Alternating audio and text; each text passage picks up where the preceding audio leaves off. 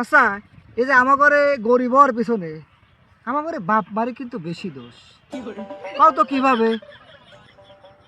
কিভাবে? এই যে ধর আমার ঘরে নাম রাখছে, এই নাম রাখি তো আমার গরিব বানায় ফেলাইছে। এই যে ধর ধর ও তো ওই নাম আবুল। এই যে আবুল, জীবনে শুনেছিস যে আবুল নামে কোনো ধনী লোক আছে? নাই কিন্তু।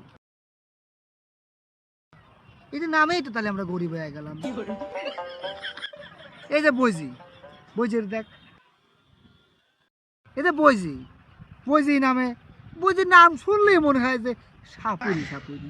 এই বইজি জীবনে কোনদিন দেখছিস কোনো ধনী লোক বইজি নামে আছে? এই যে তুজাম,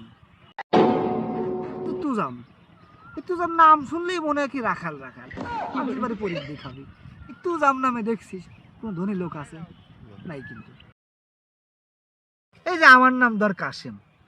আচ্ছা, এই আমার নাম যে কাশেম, এই কাশেম নামটা শুনলেই মনে হয় কি চার দোকানদার। এই মোড়ে মনে কর কেটনি বেশি চা আছে, চা বেশি জীবনে দেখছিস কেউ ধনী হয়েছে? কাশেম নামে কোনো ধনী আছে? ধনী হচ্ছে কারা? এই ধর বিল গেটস, এই মার্ক জুকারবার, তারপরে হচ্ছে ইলন মার্কস। এগুলো নাম শুনলেই মনে হয় ধনী, তাই নি?